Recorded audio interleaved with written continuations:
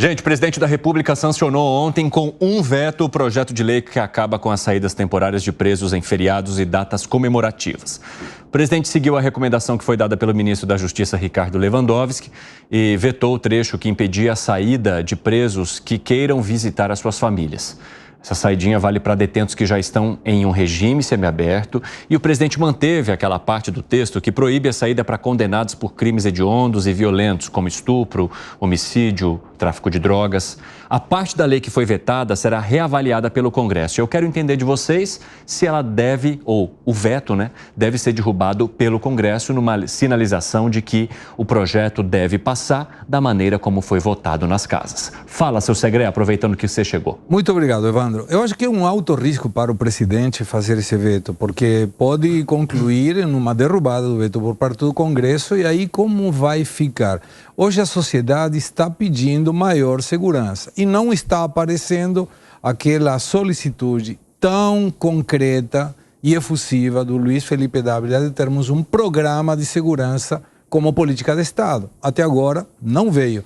Então, me parece que fez bem o presidente em atender um pedido do ministro da Justiça, senão teria sido uma perda, de alguma forma, de poder por parte do ministro, mas é um risco muito alto. E, na minha previsão, esse veto será derrubado pelo Congresso. Ô Luiz Felipe Dávila, os ministros de igualdade racial e também de direitos humanos recomendaram ao presidente da República que vetasse a proposta por completo. Essa foi a sinalização desses dois ministérios. O ministro da Justiça, naquele pronunciamento que fez, inclusive, ali na presença dos jornalistas, levou o advogado-geral da União para dizer que proibir que os detentos visitem os seus familiares iria contra a Constituição e usou esse argumento para fazer essa recomendação. O presidente da República não quis acatar as orientações dos ministérios da Igualdade Racial e também Desenvolvimento Humano porque pensou no lado político. Mas acatar o veto do ministro da Justiça traz ou não o comecinho de um embate? Bom, primeira coisa, cada um defende a sua tribo e não o país. Exatamente. O país, você vê que o país não foi mencionado nessa conversa, só é mencionada a tribo de cada um, a tribo da igualdade social, a tribo dos direitos humanos. Todas as tribos são endereçadas. Agora, o país, não, esse é um assunto secundário. Então, por que esse veto é ruim? Ele é ruim por duas coisas. Primeiro, porque justamente visita de familiares parece, de novo, mais o poder condescendente com as pessoas que estão cumprindo pena. O que esse projeto da saidinha faz não é criar limitação, é apenas dizer que as saídas são focadas nos estudos e no trabalho. Por quê? Porque é por meio do estudo e do trabalho que essa pessoa tem chance de recomeçar a vida fora da prisão de uma maneira honesta e sair do crime. Então, qualquer outra coisa é sim um privilégio descabido. Por que pode passar Natal com a família? Não tem nada a ver. A família, inclusive, vai lá nos horários de visita a família, não é que não vê a família. Então, é sim um absurdo que vai contrário ao projeto, é esvaziar o projeto na sua essência. Então, assim, felizmente o presidente não vetou completamente o projeto, que aí ia ser um desastre, porque, como você bem colocou, crimes hediondos, tal, está tudo fora do projeto, mas não pode facilitar a vida daqueles que estão cumprindo pena. O que o sistema penal tem de fazer é dar instrumentos, dar uma oportunidade para essas pessoas recomeçarem a vida do lado do certo e não do lado errado. E o lado certo é por meio do trabalho e do estudo. O resto é sim ceder privilégios descabidos no momento em que a população se sente insegura. Não podemos deixar de destacar aqui que foi por causa de uma saidinha de visita à família que um policial morreu a última vez. Então, é isso que o projeto está endereçando. Esse tipo de coisa não pode mais acontecer num país onde reina a impunidade. Ô Piperno, você acha que essa manifestação do ministro da Justiça, acatada pelo presidente da República, simboliza mais uma vez a dificuldade que a esquerda tem de lidar com o tema segurança pública hoje aqui no país? Eu acho que há um outro problema em relação a isso. Não é que, veja, é óbvio que a decisão do ministro da Justiça não vai encontrar muito amparo hoje na opinião pública, que está muito chocada com a questão da criminalidade e especialmente da sensação de insegurança. há, por outro lado, também uma questão de convicções pessoais. Eu tenho as minhas e eu já me declarei aqui muitas vezes contrário ao projeto. Eu acho que a questão da saidinha teria que ser rediscutida e reformulada, mas não eliminada. Mas não se trata disso agora. Eu acho que, no caso do ministro da Justiça, que também tem convicções diferentes daquelas que constam lá do teor do projeto aprovado, o ministro deveria discutir isso pessoalmente com o presidente da República e ponto. Ele não tem que externar o ponto de vista dele antes. Falar, olha, eu vou tentar convencer o presidente, eu sou contra por isso. Da mesma forma que os outros 2 ministros. Tem que ser uma decisão do presidente da República sem esse tipo de ruído. O presidente da República certamente tem também as convicções pessoais dele, provavelmente próximas até do ministro Lewandowski, mas eu acho que a forma como se chegou a essa decisão, ela foi ruim. Eu acho que o veto do presidente da República vai cair e ele vai, de alguma forma, arcar com o ônus, né, de ficar contra esse projeto que tem apoio da opinião pública. De qualquer maneira, também seria uma estratégia do presidente da República mostrar o seguinte: olha, fiz a minha sinalização, não poderia deixar passar da maneira como estava, porque também tenho que conversar com os meus. E aí o Congresso derruba e eu digo, ok. Quer dizer, ele não fica... Ele protagoniza, mas não tanto uma situação, Alan Gani. Eu acho que a estratégia foi nessa linha, Evandro. Ele quis até chamar atenção para algo técnico, né, que feriria a Constituição Federal, colocando peso ali do Ricardo. Ou seja, a gente está tomando essa decisão por uma questão de Constituição e não por uma simples escolha. Exatamente. Só que isso não cola para a opinião pública. A opinião pública ela está muito cansada da impunidade no país, da alta criminalidade, da sensação de insegurança. Então, da forma que foi feito, eu acho que piorou, porque chamou a atenção, porque criou quase que um espetáculo em relação àquilo.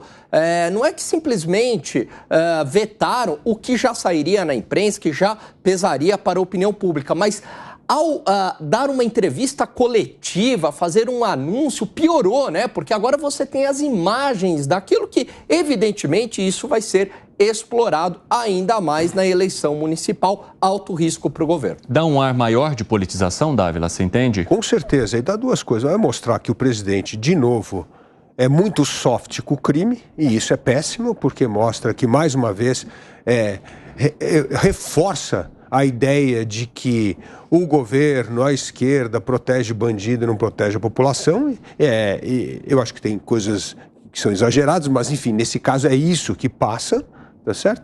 E o segundo ponto, que me parece tão grave quanto, é que o ministro da Justiça faz um depoimento para o presidente vetar a saidinha e até agora não apresenta o plano de segurança nacional, que é a coisa mais importante. Então existe assim uma omissão na apresentação de um plano nacional de combate ao crime organizado e há uma certa condescendência com o criminoso. Isso é uma imagem péssima que passa no momento de uma eleição municipal, como bem reiterou aqui o Alan Gani.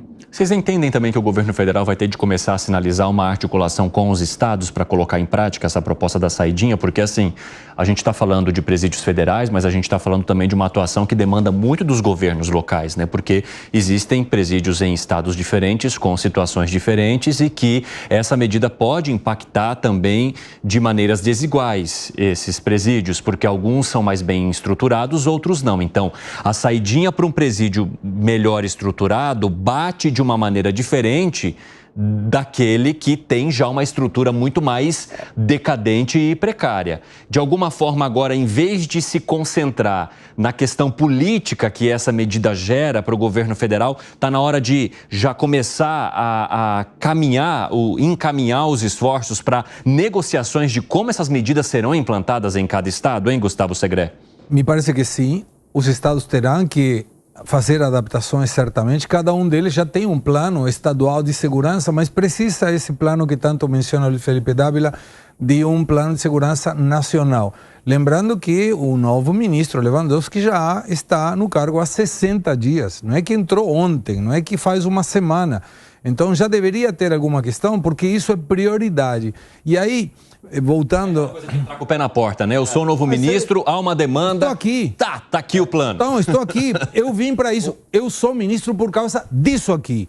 Não por uma questão de afinidade pessoal, não. É porque eu consigo agregar valor na minha gestão e mostrar a diferença a respeito de outros. E na segurança, na educação e na saúde, são 3 assuntos que estão reiteradamente na sociedade, mas a única forma de saber se está indo bem ou está indo mal é com indicadores. Indicadores que mostram uma tendência a diminuir o delito para melhorar, uma tendência que melhora o resultado da saúde e da educação. É só indicadores. Não servem narrativas para isso, não. Só que tem um detalhe nessa história, né? O ministro abriu a porta do Ministério da Justiça e foi atropelado por 2 detentos que fugiram do presídio federal. Mas aí que tá. Foi muito oportuna essa lembrança do Segré, porque se a gente olhar a entrevista de ontem, ele não se comporta em nenhum momento como um ministro da Justiça. Por quê? Porque ele não é um especialista em segurança pública. Ele se comporta como um ministro do Supremo Tribunal Federal. É inconstitucional, um excelente constitucionalista, um excelente jurista, mas é diferente. A população quer resposta,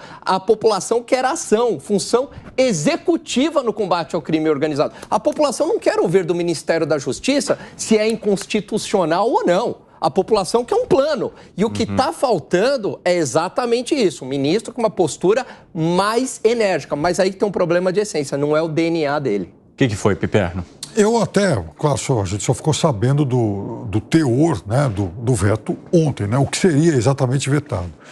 E aí, não é vetado, por exemplo, aliás, foi vetada a saidinha para essa série de crimes aí que você citou, né, crimes hediondos, estupro, assassinato, tal, que é exatamente o que eu sempre defendi. Quer dizer, desde sempre eu sou contra a saidinha para esse tipo de crime. Já falei muitas vezes aqui. Como é que você vai soltar, dar esse tipo de benefício para alguém que tem 10 crimes nas costas, para quem é do PCC, para um estuprador? Então é óbvio que esse público, esse tipo de criminoso, ele não poderia ser, de forma alguma, ele não poderia alcançar esse tipo de benefício em hipótese alguma.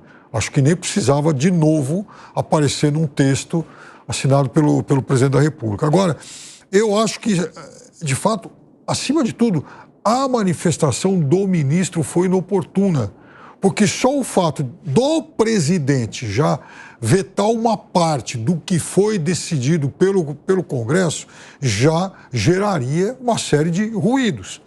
Agora, esses ruídos eles são amplificados pela fala do ministro, que vai fazer um pronunciamento para tentar justificar algo que passa para a opinião pública, e não estou nem entrando no mérito. É fazer aquela reunião que poderia ser um e-mail, né? Claro, porque o ministro, porque a sociedade, ela espera, nesse momento, do ministro da Justiça, respostas para outras questões, e não para isso. Eu quero só aproveitar, antes da gente avançar nesse debate, conversar um pouquinho aqui com o Bruno Pinheiro, que vai trazer apuração para a gente sobre de que maneira e quando o Congresso deve avaliar esse veto do presidente da República. Conta aí, Bruno, bem-vindo.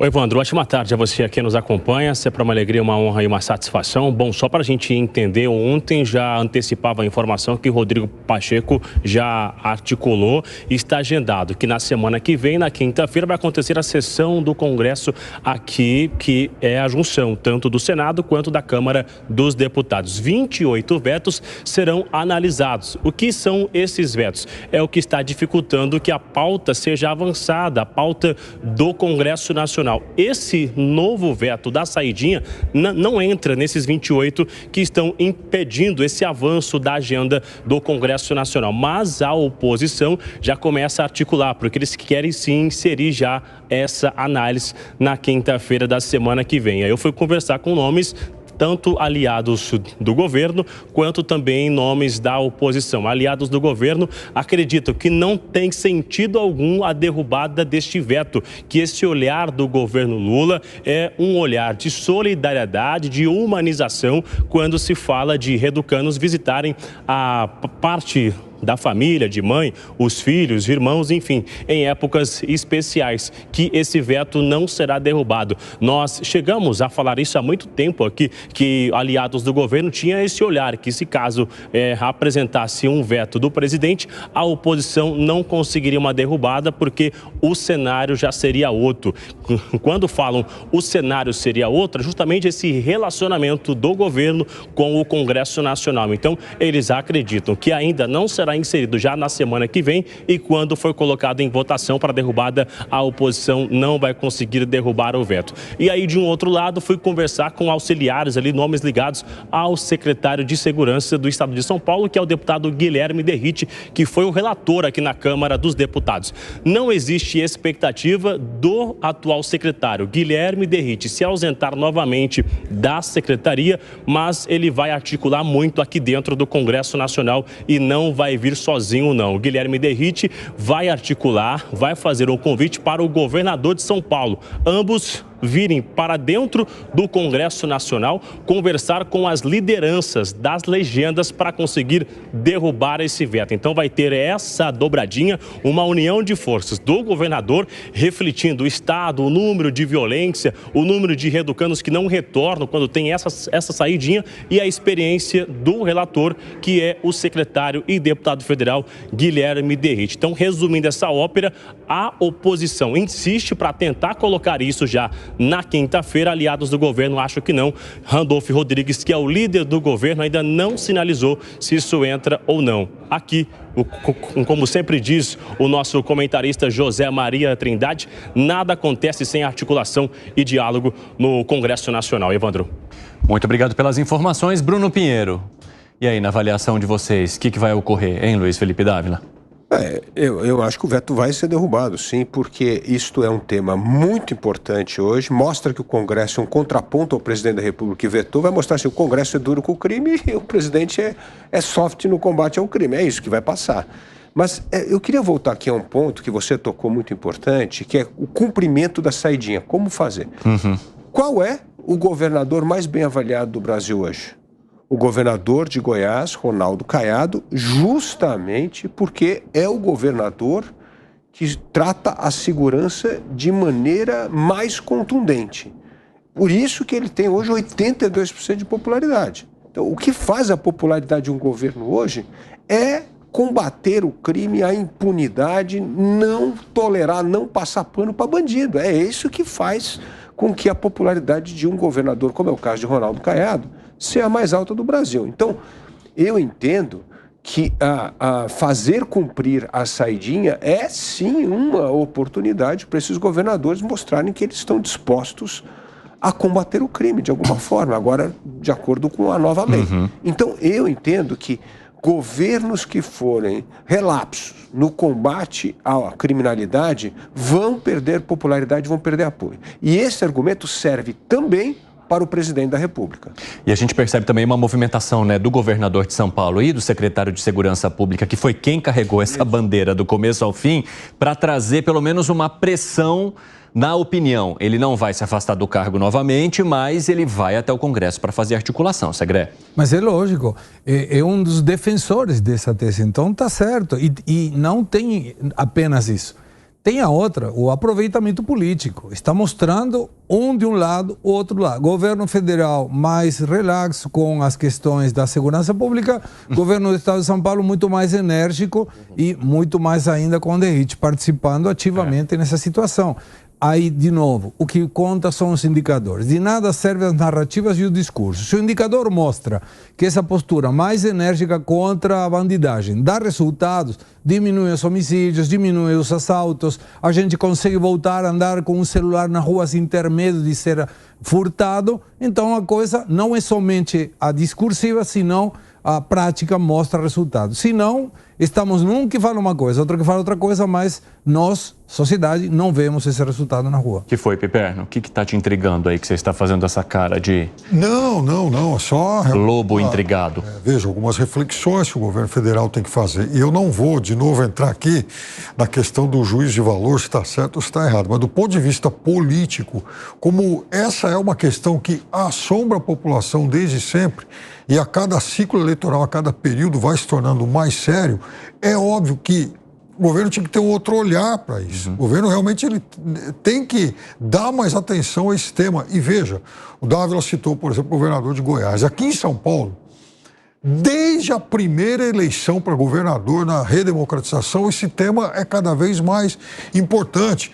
E vejam, o ótimo governador Franco Montoro caiu, perdeu muito da sua popularidade lá atrás por conta da questão da segurança pública. A direita, a oposição batia muito nele em relação a isso, porque o Montoro talvez tenha sido o primeiro político de expressão aqui em São Paulo a se apoiar muito na questão da defesa dos direitos humanos, que era interpretado como uma fragilização em relação ao combate à criminalidade. É que de forma equivocada, mas é óbvio, o outro lado se aproveitava politicamente. E veja, desde sempre, é a rota... Mas o governo federal não encontra o discurso. Então, não adianta. Mas veja, por isso que eu acho mais grave, porque ele, até com base nessas experiências passadas, já passou do momento de mostrar para a opinião pública alguma coisa mais contundente nessa área. A fala do Piperno vai muito em linha da crítica que faz o presidente Supremo, o Barroso, né? Ele chama atenção para isso dizendo o seguinte, olha, essa visão, muitas vezes de esquerda, de que o bandido é uma vítima, não é bem assim, é ultrapassada, ele fala algo nesse sentido. Agora, de qualquer maneira, Evandro, ali no Congresso Nacional, os parlamentares, eles fazem preço em relação às medidas tributárias, previdenciárias, aumento de gasto público. Aí tem preço. Aí liberou emenda, vota com o governo. Mas, em questões de pautas de costume e principalmente relacionadas à segurança pública, não fazem preço. Por quê? Porque o risco é muito alto. Uma votação, contrária aí à derrubada do veto, você pode receber o carimbo de que você foi a favor, ou contra, a favor da impunidade, a favor dessa impunidade com os bandidos. E isso é muito prejudicial aí para a carreira política, ainda mais num ano eleitoral, e também os parlamentares estão pensando numa reeleição. Bom, gente, vamos arrematar esse tema aqui, que a gente tem mais coisa para discutir. Quer acrescentar algo? Eu busquei como foram os resultados das eleições nos presídios. Em 2022, 4 de cada 5 presidiários votaram no atual presidente. 4. Inclusive, estava vendo aí, o nosso querido Luiz Felipe Dávila obteve apenas 21 votos nos presídios. Ninguém quer ele no presídio, lógico. Mas isso de alguma maneira também mostra que para aquela pessoa que está privada da sua liberdade, a opção do PT era uma opção de ou melhorar a sua vida dentro do presídio ou flexibilizar a vida dele no presídio. Então, tem alguma lógica essa questão? Sim, mas a sociedade que padece, isso que o governo deveria ver.